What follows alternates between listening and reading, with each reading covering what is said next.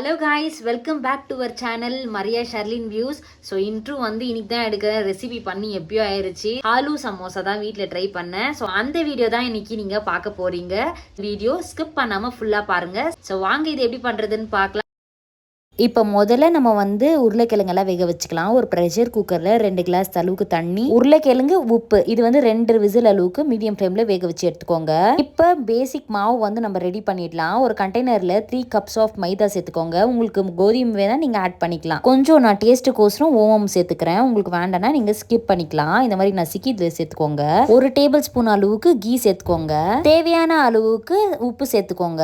தண்ணி சேர்க்கறதுக்கு முன்னாடி இந்த மாதிரி எல்லாமே ஒன்றும் பாதியுமா வந்து எல்லாம் மிக்ஸ் பண்ணிக்கோங்க. கையில பிடிச்சி பார்த்தோம்னா இந்த மாதிரி கன்சிஸ்டன்சில இருக்கணும். இப்போ வந்து மாவு வந்து கரெக்டா இருக்கு. இப்போ நம்ம தண்ணி கொஞ்சம் கொஞ்சமா சேர்த்துட்டு பெசியணும். கொஞ்சம் சாஃப்டா பெசியுங்க. சப்பாத்தி மாவு அளவுக்கெல்லாம் நம்ம வந்து பெசியக்கூடாது. இப்போ பாருங்க மாவு சாஃப்டா ரெடி ஆயிருச்சு. இது ஒரு ஓரமா இருக்கட்டும். இப்போ நம்ம ஸ்டஃபிங்ஸ் வந்து ரெடி பண்ணிக்கலாம். காரத்துக்கு ஏற்ப பச்சை மிளகாய் நீங்க சேர்த்துக்கலாம். கொத்தமல்லி இலைகள், அதுக்கப்புறமா ஆனியனை வந்து சாப் பண்ணி இந்த மாதிரி வந்து வெட்டி வச்சிருக்கேன். வெங்காயம் முடிந்த அளவுக்கு இந்த மாதிரி சாப் பண்ணி வச்சுக்கோங்க. ஏன்னா அது மெல்லக்குள்ள நல்லா இருக்கும் டேஸ்ட்டு. இப்போ ஒரு ஃப்ரையிங் பேனில் எண்ணெய் சேர்த்துட்டு சீரகம், இஞ்சி பூண்டு விழுது, வெங்காயம், பச்சை மிளகா இதெல்லாம் சேர்த்துட்டு மீடியம் ஃப்ளேமில் கொஞ்சம் வந்து வதங்கட்டும். கண்ணாடி மாதிரி ஆகணும் வெங்காயம். அந்த அளவுக்கு வந்து ஃப்ரை பண்ணி எடுத்துக்கோங்க. இப்போ நம்ம அவிச்சு வச்ச உருளைக்கிழங்க நல்லா இந்த மாதிரி மேஷ் பண்ணி எடுத்துக்கோங்க. கொஞ்சமாக மேஷ் பண்ணால் போதும், அவ்வளோலாம் வேண்டாம். ஏன்னா அந்த டேஸ்ட் கட்டித்தன்மை தான் வந்து சமோசாக்கு நல்லா இருக்கும். கடையில் வாங்கினாலே அந்த வாயில் வெண்ணக்குள்ளே ஒன்றும் பாதியமாக இருக்கும்ல அந்த உருளைக்கிழங்கு டேஸ்ட்டு, அது ரொம்பவே நல்லா இருக்கும். இது கூட சேர்த்துட்டு அதுக்கப்புறம் என்னென்ன மசாலாஸ் ஆட் பண்ணும் அப்படின்னு சொல்லிட்டு சைடில் கொடுத்துருக்கேன் கேப்ஷனு. ஸோ அந்த மசாலாஸ் வந்து இது கூட ஆட் பண்ணிக்கோங்க. இதை நல்லா ஒரு வாட்டி மிக்ஸ் பண்ணி வச்சுக்கோங்க. அதுக்கப்புறம் கொத்தமல்லி இலைகள்லாம் வந்து உங்களுக்கு எவ்வளோ வேணுமோ அவ்வளோ வந்து இதுக்கு சேர்த்து கேஸ் ஆஃப் பண்ணிட்டு இது ஒரு ஓரமா இருக்கட்டும். இப்போ பாருங்க நல்லா மாவு வந்து ஊறிட்டு நல்லா சாஃப்ட் டெக்ஸ்சரா இருக்கு. ஸோ இப்போ நம்ம எப்படி பண்றதுன்னு வாங்க பார்க்கலாம். ஃபர்ஸ்ட் வந்து மாவு வந்து இந்த மாதிரி உருண்டைங்களா வந்து பிடிச்சி வச்சுட்டேன். அதுக்கப்புறம் பார்த்தீங்கன்னா சப்பாத்தி மாவு நாங்கள் எப்படி திரட்டுவோம் அந்த மாதிரி வந்து திரட்டி வச்சுட்டு சென்டர்ல வந்து கத்தியை வச்சுட்டு இந்த மாதிரி கீறணும்னா ரெண்டுமே செப்பரேட் ஆயிடும். ஒரு சைடு மடிக்கிட்டு தண்ணி வச்சுட்டு இதை வந்து நான் ஒட்ட போறேன். அதே மாதிரி தான் இந்த சைடும் நான் பண்ண போறேன். இதை மெத்தட் எதுக்கு ஃபாலோ பண்றோம்னா நம்ம எண்ணெயில் போடக்குள்ள வந்து ஸ்டஃபிங்ஸ் வந்து வெளியே வராது, அந்த காரணத்துக்கு தான்.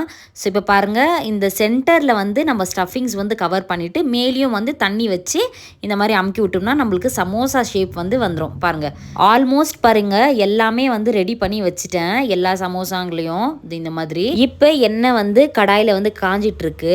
ஸோ பாருங்கள் இன்னொரு மெத்தட் நான் உங்களுக்கு பண்ணி காமிக்கிறேன். இந்த ஸ்டெப் வந்து ரொம்பவே ஈஸியாக இருக்கும். நீங்கள் இது கூட ட்ரை பண்ணி பார்க்கலாம் எப்படின்ட்டு. பட் ஷேப் வந்து கொஞ்சம் டவுட்டாக இருக்கும் வர்றதுக்கு. ஆனால் டேஸ்ட் வைஸ் பார்த்தீங்கன்னா சிமிலராக தான் இருக்கும், வித்தியாசமாலாம் இருக்காது. இப்போ நம்ம சுட சுட சமோசா ரெடி ஆயிருச்சு. ஸோ குடிக்கிறதுக்கு ஏதாவது வேணும் இல்லை சுட சுட. ஸோ அதனால டிகாஷன் தான் பண்ணேன். நான் வந்து டோட்டலாக 3 பேட்ச் போட்டு எடுத்தேன். ஆக்சுவலி வந்து பெரிய கடாய் நம்மள்ட்ட இருக்குது, ஆனால் தகுந்த மாதிரி எண்ணெய் நம்மள்ட்ட இல்லை. ஸோ அதனால 4 பேட்சஸாக போட்டு பொரிச்சு எடுத்தேன் நம்ம சமோசாவை. ஃபர்ஸ்ட் பேட்ச் போடக்குள்ள ஒரு மாதிரி இருந்துச்சு ஷேப்பே. செகண்ட் பேட்சஸ் எல்லாம் போட்டு எடுக்கக்குள்ள நல்லா இருந்துச்சு. சமோசா கடையில் வாங்குற மாதிரியே இருந்துச்சு. ஸோ ஒரு பக்கம் டிகாஷன் பண்ணோம்ல அதுவும் ரெடி ஆயிருச்சு. நம்ம சமோசாவே ரெடி ஆயிருச்சு. பெரியவங்கள இருந்து சின்னவங்க வரைக்கும் இஷ்டமா சாப்பிடுவாங்க இந்த ரெசிபி.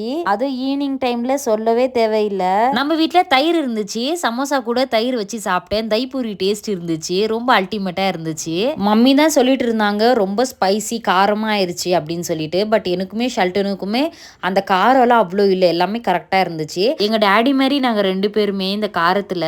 ஓகே கைஸ், கண்டிப்பாக நீங்களும் உங்கள் வீட்டில் ட்ரை பண்ணி பாருங்க. தேங்க்ஸ் ஃபார் வாட்சிங். See you in the next video guys. Tata, bye bye.